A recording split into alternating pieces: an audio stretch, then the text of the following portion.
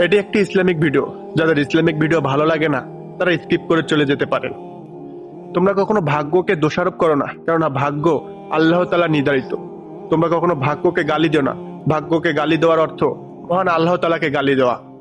নবী করিম সাল্লাল্লাহু আলাইহি ওয়াসাল্লাম বলেন, তোমরা যখন ভাগ্য নিয়ে বেশি চিন্তিত হবে এই দোয়াটি বেশি বেশি করে পাঠ করবে।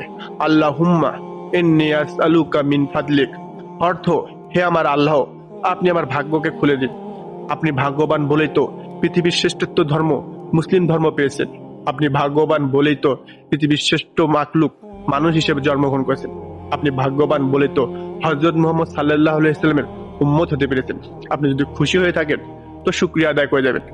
অন্য এক হাদিসে রাসূল পাক কারীম সাল্লাল্লাহু আলাইহি ওয়াসাল্লাম বলেছেন, তুমি যদি আমার একটি হাদিসও জেনে থাকো সেই হাদিসটি আমার অন্য উম্মতের কাছে পৌঁছিয়ে দাও, কেননা কিয়ামতের মাঠে আমি তোমার জন্য বিশেষভাবে সুপারিশ করব।